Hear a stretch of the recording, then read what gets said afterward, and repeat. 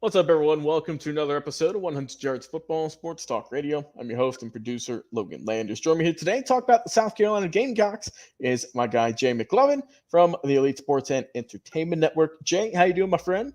And how are we feeling about South Carolina in 24? I'm good. I like this Carolina Gamecocks a little bit. Okay. It's going to be interesting to see what they do. South Carolina under Shane Beamer as their coach, he took a step back last year. But when you look at what even though it was a step back last year, if you look at where he came from when he inherited the team in 2020, they started out at 2-8, and 21 they were 7-6, and 22 they were 8-5, and then after that, then they dropped down to 5-7 in 2023.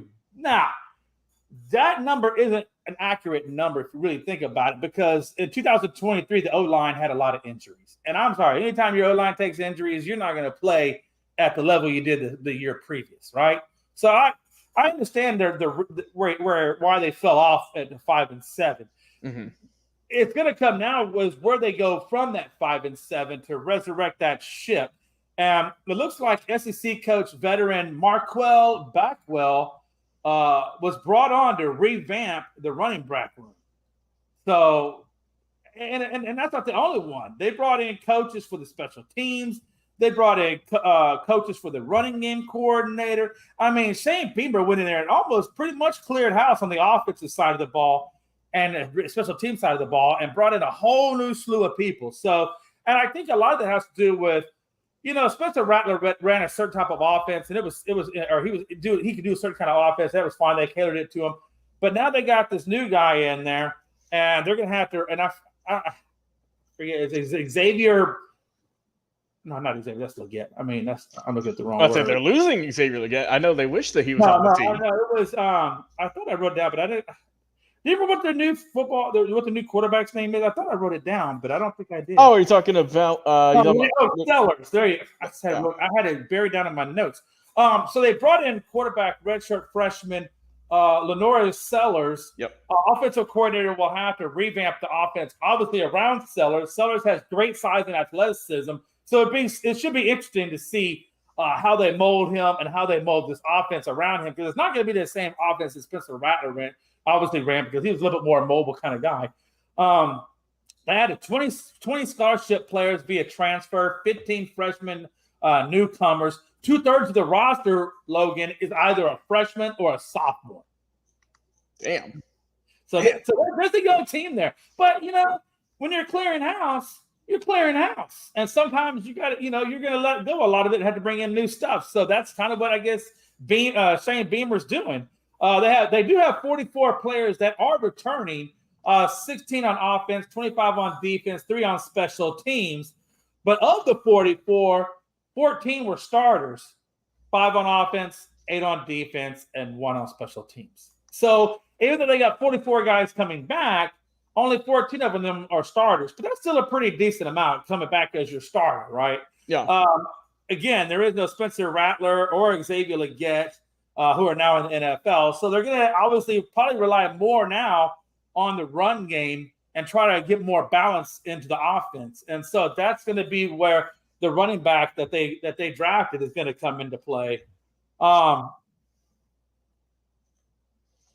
year's strength was the passing game, obviously. Mm-hmm. Now the run game needs to be the focal point as they develop a new quarterback, because I don't think this guy's fully developed. I mean, he's a freshman quarterback, so they're probably going to try to lean more on the run to try to reduce the amount of turnovers they're going to have, which is a smart play on their part. It looks like running back Raheem Rocket Sanders needs to have a bounce back from last season. His 2022 form, basically his 2022 form, he had a lot of injuries last year, Logan, that prevented him from being able to really play. So he's going back to I'm hoping, or I guess what they're hoping, since they're going to be leaning heavily on the run game, is that he'll go back to when he played for Arkansas in 2022 and go back to that form. The schedule, if you look at their schedule, they got LSU, Ole Miss, Bama, Kentucky, OU, Missouri, Texas A&M. So they get a pretty lengthy schedule on there in terms of the teams that they're going to be facing. They got 6 players, though. Believe it or not, Logan, they got 6 players named to Phil Steele's 2024 preseason All-SEC teams. Long snapper Hunter Rogers was selected to the first team All-SEC preseason. And running backs Raheem Rocket Sanders, linebacker Debo Williams, and safety Nick Imam Awori, I hope I said his name right, are all on the second team All-SEC. But what I wanted to go back to for a second on Raheem Sanders, if I can, is when he played for Auburn, and I was talking about going to that 2022 form. Yeah. He put up 1,400 yards, so 1,443 yards to be exact, and 10 touchdowns. So if they can get that kind of production out of him, and along with the other guys they got at the running back room, that could pay huge dividends for the South Carolina team while they develop that quarterback to get their running game more involved.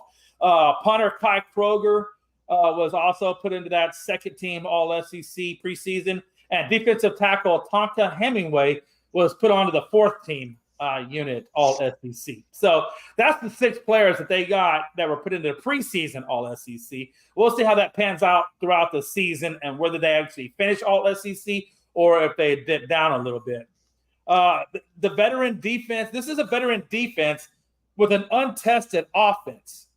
So that kind of gives you an idea, like I was telling you, where this team needs to go. They're going to rely heavily on that defense. They're going to rely heavily on the run game, try to develop the passing game as best they can.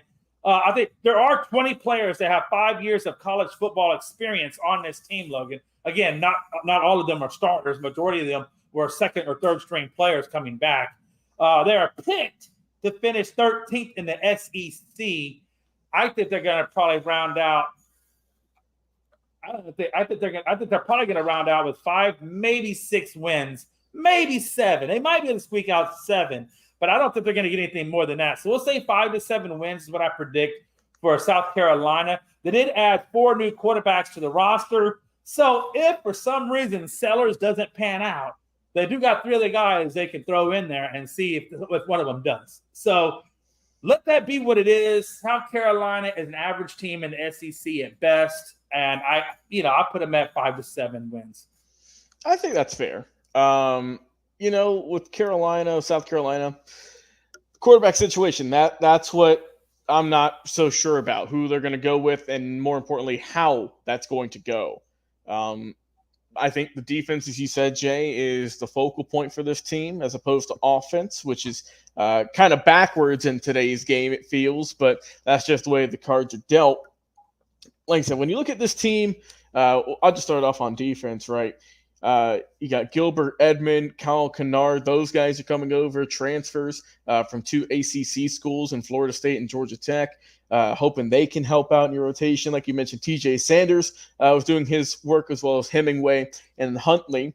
And let's look at Debo Williams, right? Linebacker last year, led the team with 113 tackles. Bam Martin Scott should be a good sidekick with him out there on the outside. And you're also getting Demetrius Knight over from Charlotte out there with the 49ers. So, like I said, secondary, it was okay, but they can definitely improve on it, I feel. That's where, guys like Jalen Kilgore come into play to help out this roster. And like you said, you got to figure something out with this team, right? And make sure your quarterback don't get killed, right? You can't have them getting all these sacks and whatnot like they've had over the last couple of years, tackles for loss as well. O-line definitely needs to improve for this team. For the defensively, I think they'll be fine, like I mentioned with Kyle Kennard Sr. as well. You got to bring something, man. You got to get something for this team. But overall, I think Carolina will be, I think they'll be decent. I like the potential on this team. I think that they've added some solid players overall. Like I said, last year, God, they were just beat up on offense. A lot of injuries to this team last year. Didn't really get a fair shake due to the amount of injuries that they did have. But when it looked good, it was fine. The guy figured out third down conversions as well. They struggle with that. And like I said, sacks, man. You got to improve your O-line. You can't have your quarterback getting sacked or running for his life like Spencer Rattler had to do here recently. But I think overall, like you mentioned, I'm with you, kind of middle of the road for Carolina. I think they'll look good. I think that they'll have some weaknesses that will be exploited. But I think when I think this team, I think when we look at them, I think we'll look more at the high points and how they can get even better in 25, more so than a down year. Because I like some the team they got here, and of course all the really solid players. And Right. so I like this team overall, but they're not there quite yet in that just now wild jungle that is the SEC. So it's going to be interesting to see, my friend. But Jay, I appreciate you coming on the show talking about the South Carolina Gamecocks. Guys, how they do this year in the SEC? Let us know on Facebook and YouTube. And until next